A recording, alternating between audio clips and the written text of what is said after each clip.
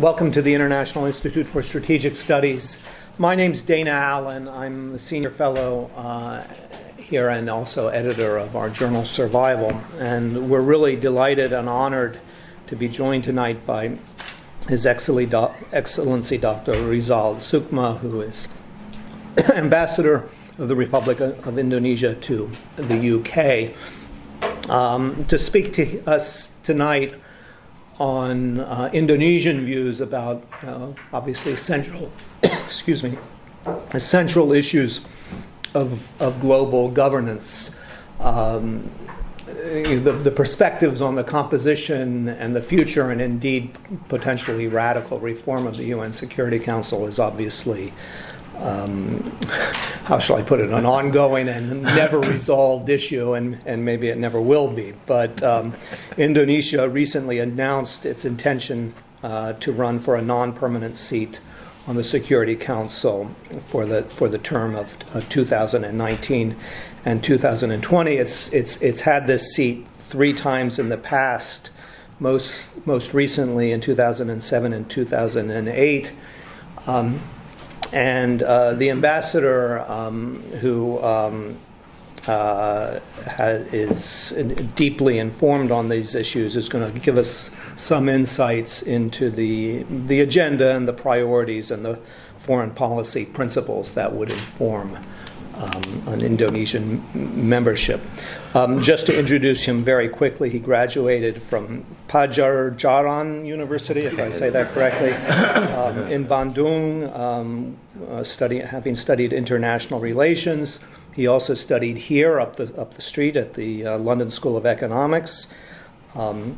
He's been executive director of study at the Center for Strategic and International Studies, Indonesia, and as a member of the Board of Advisors of the Institute of Peace and Democracy and the Bali Democracy Forum. Ambassador, the floor is yours. Well, thank you, Dr. Allen, and thank you for being here and also for this opportunity, and especially to listen to the Indonesia's perspective, on the UN Security Council. So I will try to structure, the introductory, remarks, in 3 parts, very briefly, so that we can, have more discussion, and probably we need your advice as well on how to make this, candidacy a reality later on next year. The election will be in June 2018, and then the beginning of the term will start in January 2019. First, I will try to reflect on, what we did, in the 2007, 2008, and then what are the lessons that we learned, because I think that is important, because that should serve as the basis for Indonesia's decisions, to run, and then what are we going to do in 2019, 2020. So, whether we did good, we did bad, then why, we decided we should, serve again, should be part of the UN Security Council again in 2019, 2020. So we were members before in 1999, but I will not, try to look into that period, because I was at that time still busy, on the street trying to consolidate the new democracy in Indonesia, after we toppled the authoritarian government in 1998. So I will try to reflect on our membership at the UN Security Council 2007-2008. It's very briefly that we actually served in 2007-2008 with a very clear agenda. Especially we can actually talk about 3 characteristics of Indonesia's role, and activism in the UN Security Council during that, periods. Number 1, of course, we tried to highlight, encourage, and also ensure the role of regional organizations, in maintaining peace and security, because this is basically Chapter 8 of the UN Charter, in which, I think the regional organization will also have a role to play, in maintaining international peace and security. Secondly, we played our role as the bridge builder, by contributing, our views and issues to inform, the Council, to arrive at comprehensive, balanced, and also effective decisions. And then third, during our activism and membership in that period, we continued to uphold international norms and laws, as the foundations of the international politics, with a very clear, again, preference, for peaceful resolutions of the conflict. I was given this report, by our foreign ministry about, all the issues that, we were involved in the debate during that period in the UN Security Council. It's actually 2,106 pages. So I had only like 2 weeks to try to read it in order to get, the key lessons that we can learn that will inform and help us, to serve again if elected, in 2019. And then, of course, there are a lot of issues that the UN Security Council debated during that, that period. But I will try to focus only on a few key issues, either on the thematic issues or country-specific issues. The first one, of course, on the role, because this is the theme that we brought to the UN Security Council in 2007. The first one is on the role of regional organization, in maintaining international peace and security. In fact, we were the presidents of the Security Council, in late 2007, and then, we convened this debate and discussions within the councils, on the importance of the regional organization in maintaining peace and security.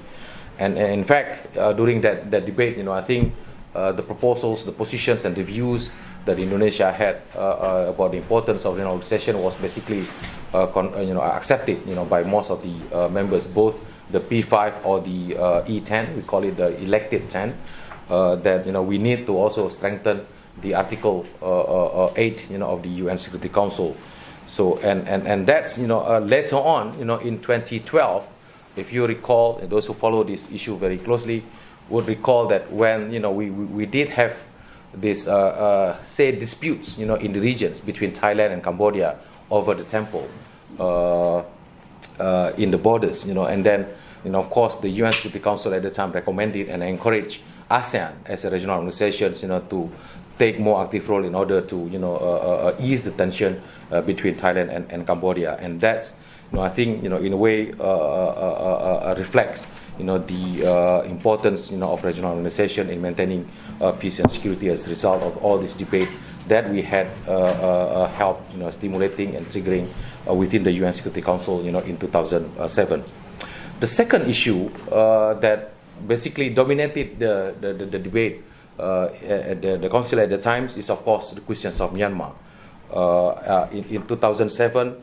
There was this attempt, to have, have resolutions, which call Myanmar, to stop all attacks, and also the use of force in dealing with the I think Kachin or insurgencies at the time, and then encourage Myanmar, to move toward democracy.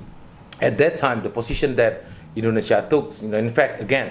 We believe that the regional organization ASEAN, could actually play a more effective role, in trying, to work with Myanmar government at the time, to address that particular, problem. So, we basically asked the councils, to give the space, for the regional efforts, to deal with, with the problem. Even though later on that proposed resolution was, I think, vetoed by China and Russia, but not long after that debate, and then through the cooperation of ASEAN member states, then we began to see the process of democratization in Myanmar take place by late 2009.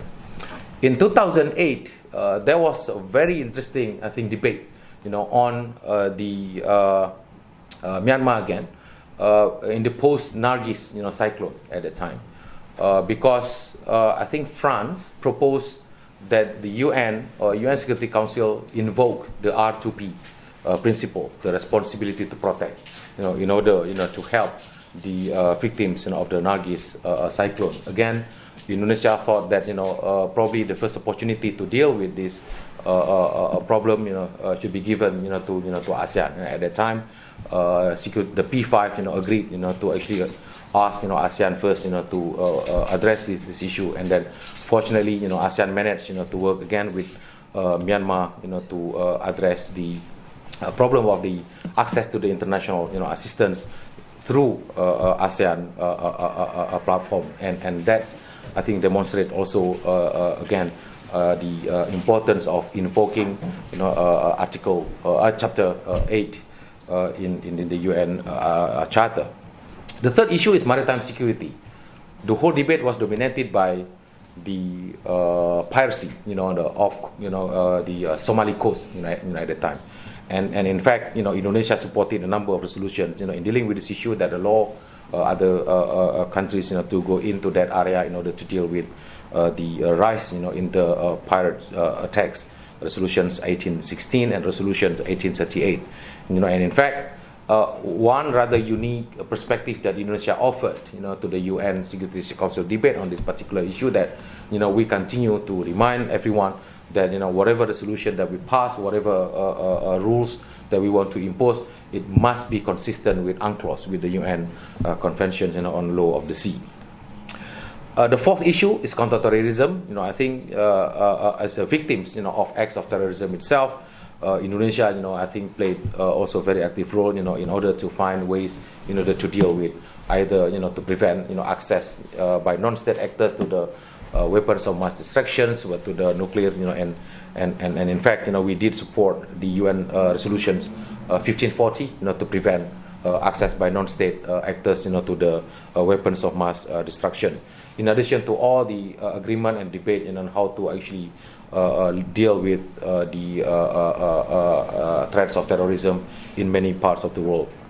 The fifth issue that also dominated the 2007-2008, the peacekeeping and peace building, and we been when I read the minutes, I think we quite active in supporting the works of the UN Security Council in peace building. And in fact, Indonesia from very beginning has been part of these peace building commissions that try to look into ways how you can prevent the collapse of peace process, because the data really shows that 50% of peace agreement collapsed immediately after the peace agreement was signed. So peace building commissions try to find ways on how you sustain peace process after the peace agreement was signed, and in fact this begin rather major works by the international community, either by thinking on how you can bridge the gap between the immediate post-conflict periods and more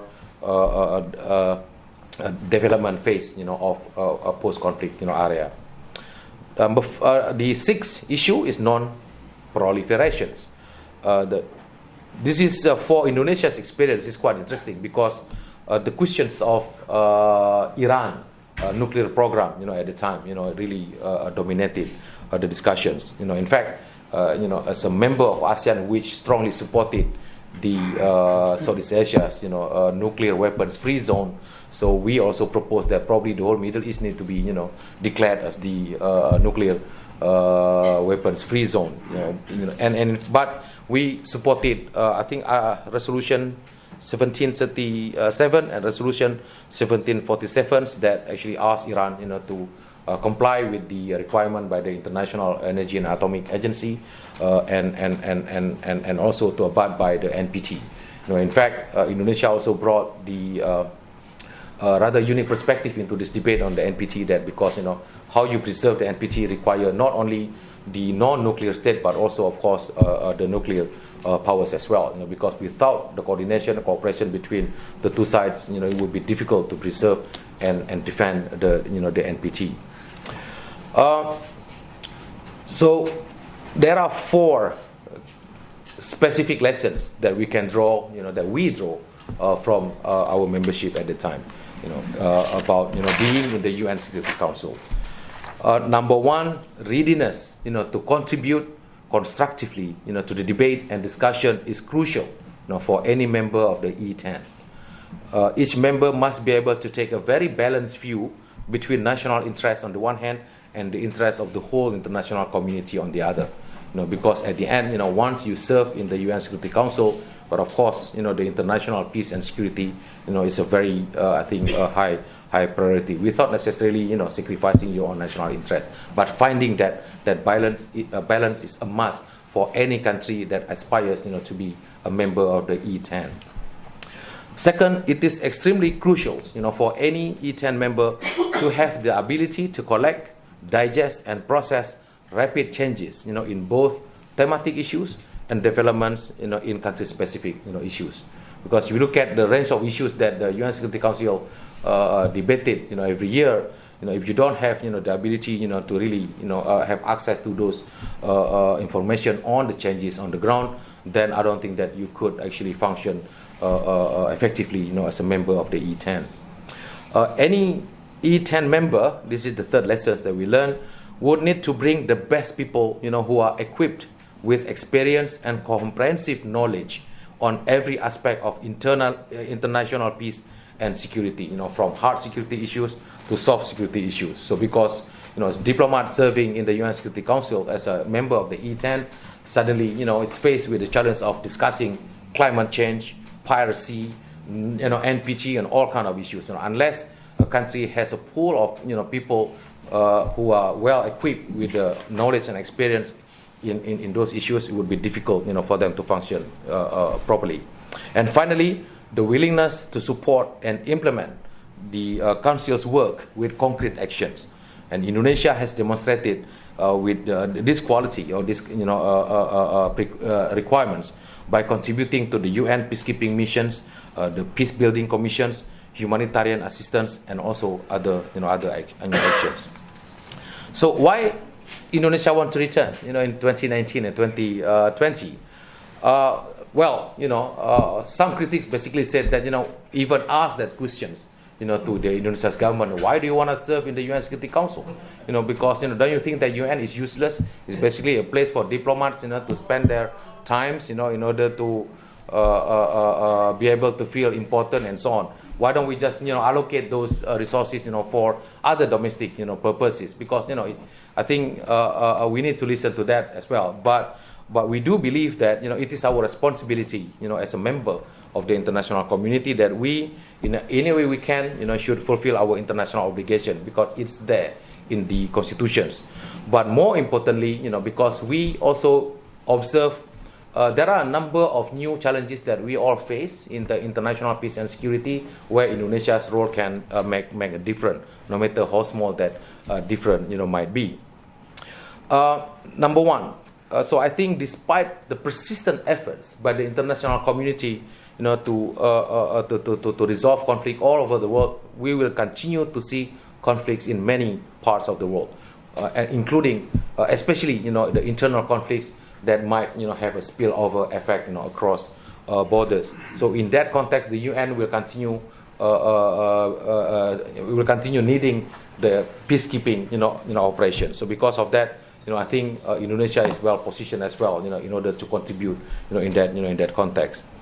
Second, the world is also facing mounting humanitarian challenges, and especially due to the natural disasters, or political conflicts, everywhere. The problem in Myanmar, in Rakhine State, in Myanmar, is the latest reminder, about such problem. And then third, we also continue to face the challenge of growing tension and misunderstanding among civilizations. So we need to find effective ways to address all forms of phobia within the society and also between states before it becomes a major source of threat to regional and also international peace and security. And fourth, violent extremism, and terrorism remain a serious threat to all of us. And it is, I think, it's our obligation to continue working together and then find ways and approaches and strategies, to defeat, terrorism. And the UN Security Council is of course crucial, in that context. And fifth reason, as a source of human suffering, we find the questions of human security is more crucial in the years to come. So we need to work harder, to create the ecosystem of peace, where development and would contribute to the reduction of frictions and conflict within and between states. Finally, what are we going to do once we elected, if we elected? We have at least 5 key agendas in mind. Number one, of course, in peacekeeping and peace building. We will continue, and in fact, we'll increase, our participations, in the UN peacekeeping operations. We are now the 8th largest contributing country with 2,817 troops participating in the 9 UN peacekeeping missions all over the world. In fact, since 1975, we already contributed 37,128 personnel, in 28 UN peacekeeping missions, and we will increase that number to 4,000 by 2019 in order to help the UN mandate in maintaining peace and security. The second agenda that we have is in the dispute settlement and regional organizations. So again, we will continue to promote the peaceful settlement of disputes, especially by strengthening partnership between the UN and the regional organization. And our experience within Southeast Asia over the last 5 decades clearly tell us that these regional mechanism can actually manage and also resolve conflicts. And then we believe that the UN and regional organization can strengthen their partnership. And in fact, ASEAN already has this framework of cooperations with the UN in order to link the work between the two. The third agenda on humanitarian assistance, and we are aware that this disaster management will become also more and more important. As a country, we often call as the encyclopedia of disasters. Look at kind of disasters that we face. In the volcano eruptions, flooding, earthquake, tsunami, you name it. So I think, but the result of that, we also begin to accumulate the expertise and also the capacity to respond and also manage the natural disasters. And in fact, our role, in providing humanitarian assistance, to disasters-prone areas, has increased from year, every year. And in fact, linking the role of the UN in this area with the role of regional organization is crucial. If we would like to see more cohesive, more integrated international response. The third agenda is again combating violent extremism, and terrorism. So this is quite clear, because but now we need also to look more intensely into the root causes of terrorism and link it with development, so that we can really combat this challenge. The final agenda that we have in mind is actually to bring in again more these human security dimensions into the works of the UN Security Council. We will try to ensure a synergy between sustaining peace and development agenda. So we will do this by ensuring peace and security and stability to implement the 2030 agenda, including in Africa. So we will also try to strengthen global partnership in addressing security implications of poverty, security implication of health, and also the environmental challenges. So I think with this agenda in mind, we hope that you can support us to get elected to the UN Security Council for in the election next year. And I think we only with your support that we can do what we have in mind as our agenda for the next 2 years in the UN Security Council. Thank you, Ambassador.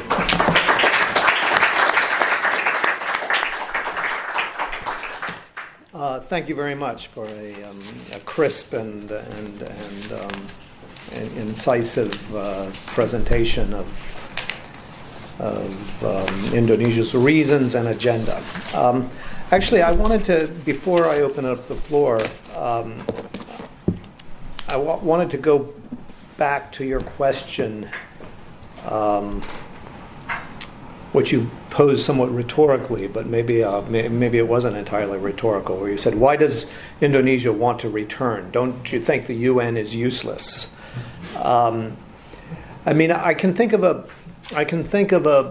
particular aspect of that kind of criticism at this moment in the history of world governance. The fact of the matter is, because of events in the United States, because of perhaps growing tensions among the, P5, we are reaching a point where arguably the Security Council is again going to be paralyzed. I mean, that might be a too strong a word, but there's gone through cycles where the Security Council seemed more and less relevant and less useful. And I'm not predicting the future. It's just a question that occurs to me. I mean, I guess what I'm asking is, how do you see the viability of the Security Council in the current geopolitical and international political climate? Well, of course, there will be some disagreements, among the P5. Say, the issue of climate change. I think, there was a debate before, right? There was a debate before 2007, 2008. Whether the UN Security Council is, a relevant, forum, where they should discuss about this issue. But again, I think now, we can expect probably, a protracted debate, among the P5 and also with other countries. But at the same time, we should also recognize that the UN Security Council, deals with, many other issues as well. And thirdly, in fact, if the P5 actually cannot agree on many issues, it's actually opened up the space that I, talk about, the role of the regional organization, Chapter 8. So in which, I think the regional organization, through this, cooperation with the UN as a whole, might be able to address those issues that otherwise the P5 cannot, address because of disagreement among them. And final point on this, I think it's wrong, if we think that we can deal with a lot of problems only with the US is on board. To be frank. So I think we need to find ways, where other countries can also address those challenges that affect the entire, international community as well. Without the US is on board. Climate change is obviously, one issue, regardless what the current US government's position is. But the rest of the world, will continue, to work together in order to address that particular issue. Iran, nuclear deal. This is another, issue where other, members of the international community, thinks that, it is imperative for us to continue to work and to ensure that deal, still there. And the UK, I think, one of the strong supporter of that sort of, approach as well. It's rare that a scholar from a think tank asks a euphemistic question and the diplomat gives a much more explicit answer. So I really appreciate that. Thank you. I still think it's a think tank. Yes. Yes, John Please, Brother, member of Parliament. You mentioned about environmental issues, and I wondered whether within that context Indonesia would be particularly focusing on maritime environmental protection, given both the natural interest of Indonesia and that, and also growing expertise in developing that policy. One particular challenge that we face within the UN Security Council, Pak John, I think whenever these non-hard security issues, brought in, say the pollutions, at sea and so on, and then everybody is like, well, let's discuss that IMO. One area that we are really concerned about is actually how to get rid of this plastic rubbish, from the oceans. Indonesia's government already decided, to contribute, I think, 1 trillion rupiah. Sounded loud, but rupiah, you have like 5 zeros, by 2020, in order, to clean the water from this plastic. But again, the pollutions issue, at sea, it's all actually being, tackled by the IMO. But I think there is one area that probably we might try to also insert into the debate, which is whether we can have the good order at sea, say peacekeeping at sea, as an important new platform for the UN Security Council to discuss in order to come up with a new international regime. How we can actually ensure good order at sea, especially to ensure either shipping or to prevent the conflicts over fishing rights and so on. But let's see how it goes, because again, in the UN Security Council, at least from what I read, in all those minutes, it's always this tendency for members, including the E10, to really compartmentalize, or this is not a threat to international security and peace. Bring it to UNDP. This is not a problem, for the UN Security Council. Send it to the IMO. But again, now it's hard. I agree that it's hard, to distinguish the hard security and soft security, because more people at the end, died because of hunger, because of repressions by their own, government, rather than by interstate war. So that kind of reform, I think, is also needed, in order to determine what agenda that should be discussed by the UN Security Council. Further questions? Yes. Please identify yourself. Yes. Yeah. Should I stand up? Yes, sure. My name is Agan from Indonesia, and I have two questions.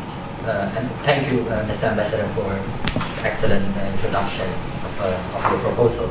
The first one is with regard to your issue on the role of regional organizations. So in this case, I'd like to ask you some sort of if Indonesia is actually with the UNSC at the moment, how would you respond to the crisis in the Rakhine State? And because since the crisis in late last year, for example, I think there is no significant some sort of intervention by ASEAN themselves, bearing in mind the ASEAN way. So how would you see you can play a role, for example, just take into example the Rakhine or the Rohingya crisis. My second question is, how do you see Indonesia implements its own position before UN Security Council? For example, in the previous membership, you support the referral to the ICC. So now, bearing in mind the attack to the International Criminal Court, mostly by the African states now, and then the fact that you actually support ICC, how would Indonesia reflect that to the domestic policy, especially because now Indonesia is not party to the Rome Statute, and there's so many questions by activists on the international criminal justice in the country. Thank you. The first question is really hypothetical.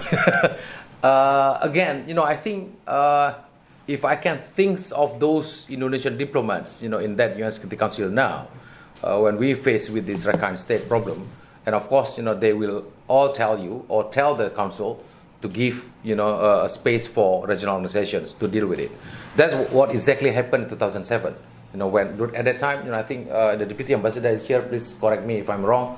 There was this, I think, insurgency in Kachin or Shan at that time.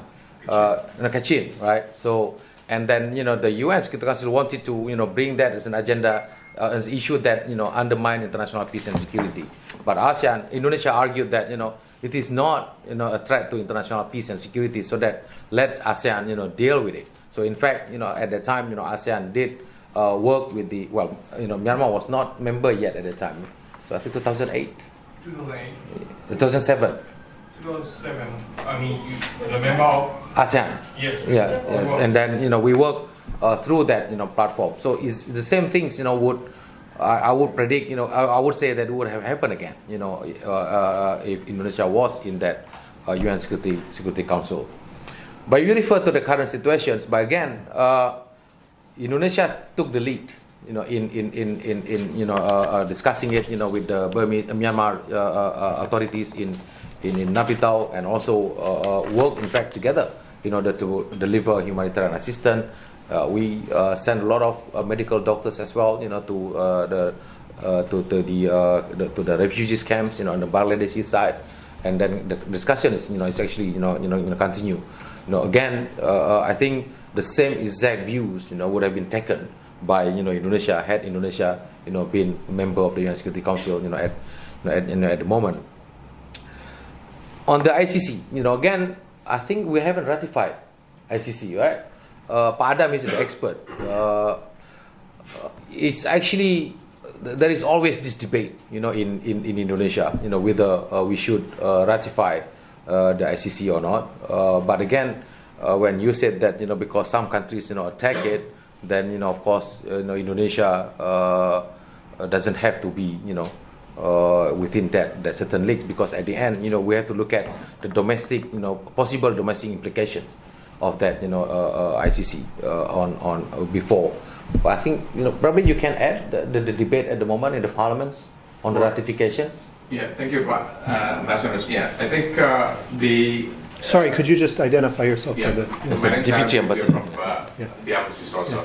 On the ratifications of the ICC, there was a lot of debate in Jakarta, and actually it's already in part of the Rencana Aksi Nasional Actions Plans. But the debate was go back and forth. Up to now, I haven't got the update whether the ratification process already been submitted to the House of the Parliaments. But at this stage, probably as ambassadors mentioned, that domestic repercussions need to be considered by the government before we submit the ratifications of the ICC.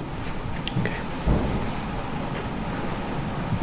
Further comments, questions? Yes. Olivia Lindbergh. I'm feeling a little bit out of date. Can you elaborate a little more about what the non-aligned movement and how that's developed over the years? It seems more and less relevant, so I don't know. Yeah, that's an interesting question. I mean, maybe an old question, but I saw... I almost forget. It's a very difficult question because I have to split myself, being a think tank and an ambassador. So I give you both answers, right? As ambassador, let me put it this way. There are a number of principles and norms that emerge out of this non-aligned movement process that are still relevant.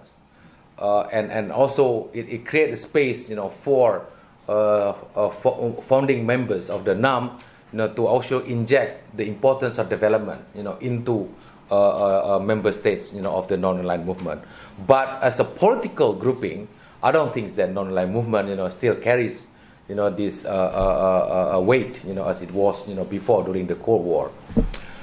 As a think tank, I can tell you, at least my personal view is that non-aligned movement is just romanticism, so it's a very difficult to forget good things of the old days.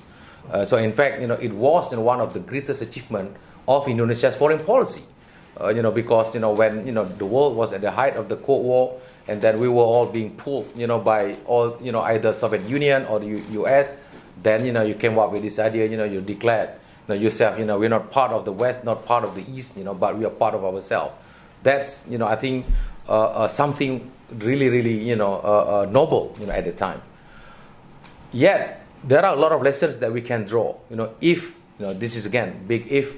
If the world now is going, to that type of, international order again, a lot of analysts, would tell you that probably we are going to enter the bipolar system again. Either you go with the Chinese or you go with the Americans, regardless, whether the outcome of this debate, whether America will decline continuously or will, bounce back, or not.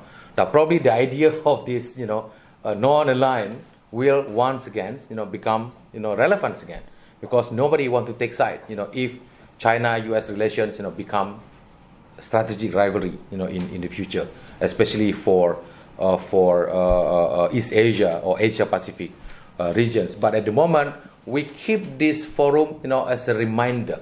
Indonesia was the host of this I think 60th anniversary recently last year of non-aligned movement, but I would say it's very difficult, to bring this movement, to have a concrete agenda of cooperation, except, as a forum of reminder that, at the moment, as a non-aligned movement, because we do have those ideals of 1950s. This is a post-colonial states, all of them, that, we need to start thinking about development more, rather than, thinking about the non-aligned movement within this Cold War context. Because if you bring Cold War, then now it's not relevant at all.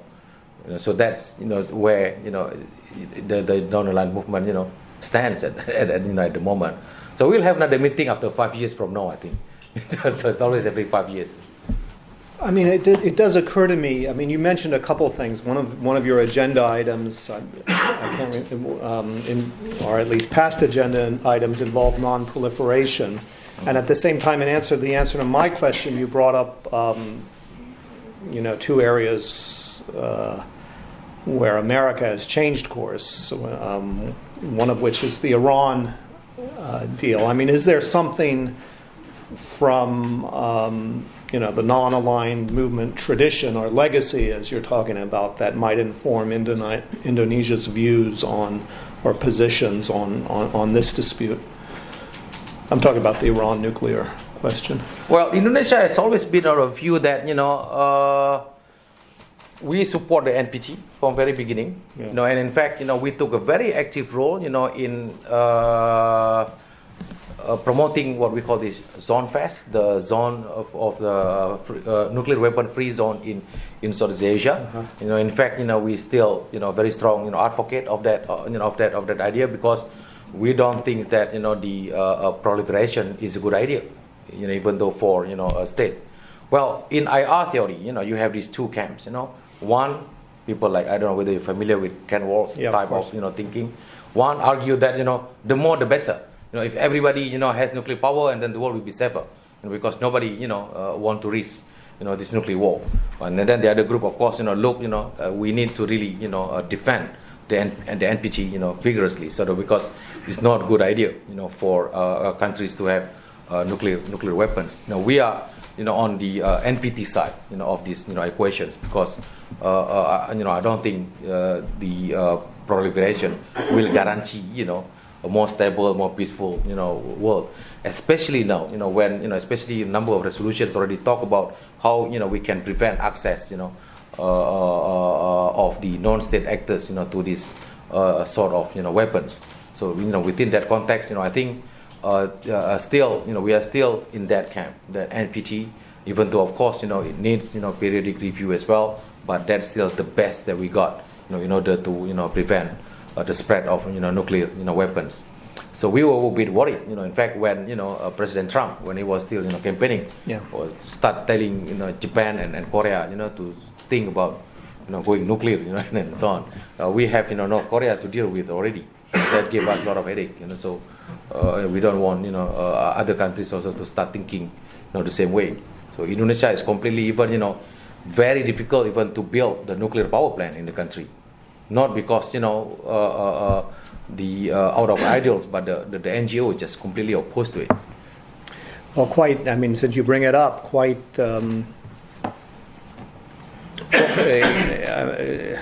alarmingly, Northeast Asia and Korea could be very much on the agenda of the Security Council in the coming years. Do you have any thoughts on how it should respond? Well, number one, of course, I think it's quite simple to argue that we can expect China to deal with North Korea, because a lot of these false assumptions that because North Korea depend on China a lot on the economic assistance and economic activities, then as if China can just tell North Korea to do whatever or whatever they want. I don't think that assumption is correct. I would probably some of my Chinese diplomat can tell us more. I think China is also having a headache because of this development in North Korea. Second, I think Indonesia and ASEAN is still of the view that I think you can't solve that problem by invading the country. We see that in the past it didn't work that way. But again, this is easier said than done. Diplomatic channel, is still, need to be used. I don't think they've already exhausted, those kind of the. From the academic point of view, when U.S. said that they are open to this suggestion, to talk directly to North Korea, that's probably can also provide some kind of the new avenue, if you like, in order to deal with the problem. And finally, probably, we need to start thinking about the, six-party talk again. To what extent that six-party talk, can actually be used, as some sort of regional, arrangement, if you like, in order to deal with the questions of North Korea's nuclear, program. Georgia. Hi, Georgia Hill. I work at the IISS. I was just wondering, on security concerns, I think movement of displaced people and refugee crises will probably still be pretty high up the agenda a couple of years down the road. And I just wondered what your thoughts were on how to tackle that both in the Southeast Asia region, but also more globally. This is, part of what we call as the soft security issues. It's not like in war between the state, and within that context, the UN as a whole actually, does have the architecture, if you like, to deal with IDPs either by conflict or by the natural disasters, and again, as I mentioned earlier, I don't think that we should rely 100% on the UN as a whole, because there are regional arrangements as well, through which this gap in the outreach of the UN can be filled. So that's why it is very important for the UN and the regional organizations to find some kind of framework where they can probably quote unquote delegate the task to deal with these sorts of a problem. The UN Security Council, in that context, can of course discuss, have an agreement on what sort of framework that the UN and the regional organization should have, in order to deal with those kind of, challenges, because again, until we agree that these sorts, of problem, whether it undermine international peace and security or not, that it would be difficult, to actually have that debate, in the UN Security Council. But UN Security Council can again, invoke this Chapter 8, in order to empower the regional organizations to deal with that. And secondly, there are other, I think, institutions as well, agencies, if you like, within the UN that can actually deal, with this sort of problem, and that how to strengthen those agencies, with the regional organization again.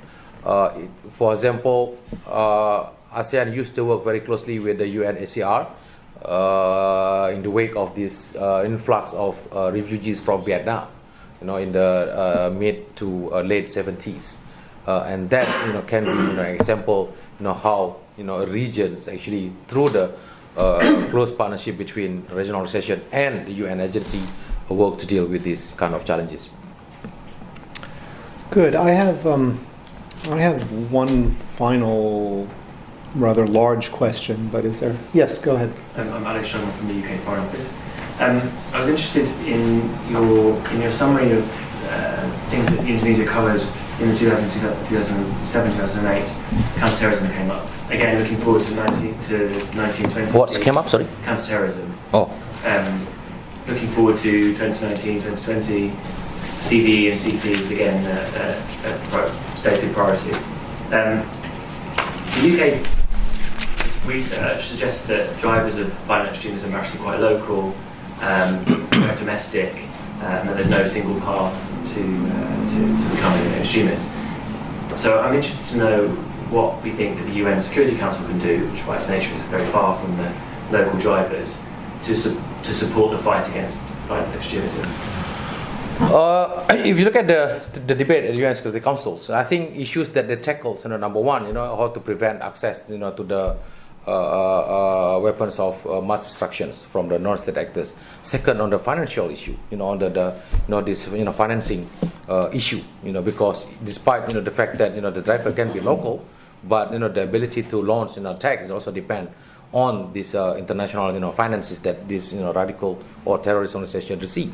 So that's, I think, another critical. Number three, I think in tracking the movement of these local groups, because at the end they also rely on the support from the international terrorist group as well. So this is a few of the areas where the UN Security Council is actually work very closely with among themselves in order to come up with the framework how you deal with this in order to disrupt, prevent, and even trace the activities of the terrorism. That's one cluster of issue. Second cluster of issue, true that most of this radicalization take place within a very specific domestic context, not only in say countries where this terrorism problem is greater than other part of the world, but also we see that also in countries like UK and other European countries as well. Within that context, the cooperations that we can have is actually through this comparing notes in understanding the motive behind those kind of violent ideology. Indonesia has its own experience in dealing with that context with that kind of problem, because sometimes when we face that particular problem in our own society, it's easy to look at that problem as if it is isolated, and then the second challenge, we tend to generalize while at the same time we realize that it actually is not I think one or two factors that contribute to that. I can give you an example. In one of the conferences that I attended, one guy stood up and then argued that, if you have Muslim, and then the area is very poor, and then education is lack, then you will have terrorists. All right. So I was like, wait a minute, man. So if that is true, you will have probably like 400 million terrorists, right? If you're Muslim and then if you're poor and then you're less educated, then you become a terrorist, So that's sort of wrong assumption. It's very dangerous. So Indonesia does try to contribute to the debate to look at the issue in a much more comprehensive and balanced perspective. I'm determined to ask the last question, but I'll offer the second to the last question to anybody else who wants to speak. Olivia again? Yeah, you mentioned there was maritime security was of interest before, and you mentioned the Somali piracy, which was at that time one of the big issues in the Indian Ocean. Insofar as fishing is seen as a contribution, fishing issues as a contribution to piracy in the Somali area.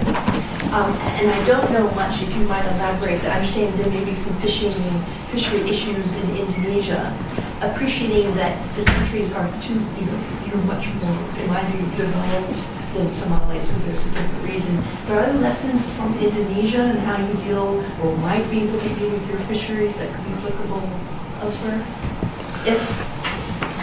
Well, our biggest problem, because 2/3 of the country is, oceans, right? Our biggest problem is actually illegal fishing by other countries. So that's, costs us like $3 to $4 billion per year. That's huge. While at the same time, we do have 20 to 21 million people depending on their lifeline, livelihood, on fishery. So, we have a great, fishery minister. She's, taking actually all unthinkable, actions, in order, to deal with this problem. So she has three actually elements of this policy to deal with this problem. Number one, secure, your fish. So that's why, she starts sinking all the ships. Now I think she's quite proud in the North Sea, like 376, ships has been sunk. If they get caught, within our EEZ, stealing the fish. And then second step, to secure and then utilize. You use, after you secure, and then of course you have to make use of the fish there. And then the third one, sustain. So it's basically, secure first, and then, once the fish is back, you utilize it, but don't forget to, sustain, the fish. That's, I think it's working. But of course, there is a debate on when are you going to start moving from securing the fish, to the, utilize it. So that's always the debate, because currently the minister still thinks that we need to really finish this first step first, before we start utilize. Because we look at the state of Indonesia's fishing industry, it's still a lot of problems. So that's why we try to work, including with the UK. For example, the next step is actually we want to have more fish processing centers in Indonesia. Then of course next question there, okay, fine, you want to have that centers, and then where the electricity would come from. You need to preserve, the fish. Without electricity, you can't do it. Then you go back in circle. Electricity first, or these facilities first, for the fishermen. And this is something new also for us. This is very weird about Indonesia. We are the largest archipelagic state on earth, but only recently, the largest what? Archipelagic, archipelagic state, the maritime nation. Yeah. But only recently we begin to realize, oh my God, 2/3 of the country are ocean. Before that, we focus more inland type of policies and so on. So this is an anomaly. We were great in 7th century, 8th century with the Sriwijaya, and then we turned inland. And only last 3 years, I think we begin to bring in this identity as maritime nations. And then in fact, the current president, come up with this idea that look at the map. We are right there, between these two oceans. So this is the idea of how you transform Indonesia to become the global maritime fulcrum, come from. That's we need, to utilize the oceans more. And in that regard, I think, of course, UK is one of our natural partner to work with, because this is one of the greatest, maritime nations. So that we begin to, I think, with the help of people like Nikki and Alex here from the FCO, they begin to lay the foundation for deeper and greater cooperation, in that area. So this is again, it's an anomaly, largest maritime nation on earth, but we just, discovered that recently. Right. Well, we're really out of time. But I'm going to ask this last large question. Easy one. It's an extremely difficult one. So I asked my staff to answer. And it's directed more to your persona as a scholar than a diplomat, perhaps. But since we're talking about the United Nations, and coming personally from a country, the United States, where UN bashing is very popular for reasons that are sort of odd, given that we were so important to the foundation of the United Nations. But to be fair to the American UN bashers, the United Nations has in many ways disappointed some of the initial hopes. And I just wonder if you have any perspective on, the decades-long history of the UN, perhaps from the perspective of a large middle-ranked country like Indonesia, a balance sheet. I mean, of course, right. in 1 minute, yeah. Sort of. Well, it depends on the priorities, of countries and regions, yeah. right? For countries like Indonesia and many other emerging, markets, we, appreciate the work of WHO. Because those the problem that a lot of countries in the world face. WHO doing great things in order to help combating this infectious disease and so on. Without the cooperation between ASEAN and WHO, for example, the SARS when we had that in Southeast Asia would have been have exploded. We do have the UNDP within that context. So it's not all is a disappointment. But if you talk about hard political issues, probably yes. But I think 2/3 of the UN's issues is basically issues that really matters to the ordinary people. That they do make difference. So this is what I call that sometimes we forget that more people died because of these diseases, because of the disasters, because of other strategic issues. It's true that we can't handle the nuclear weapons, the whole world will be gone. But again, the UN does a lot of work that are relevant to even majority of the international community. So that's I think where we need to continue to strengthen that particular role of the UN. Okay, well, thank you. That was an excellent answer, and for a difficult question.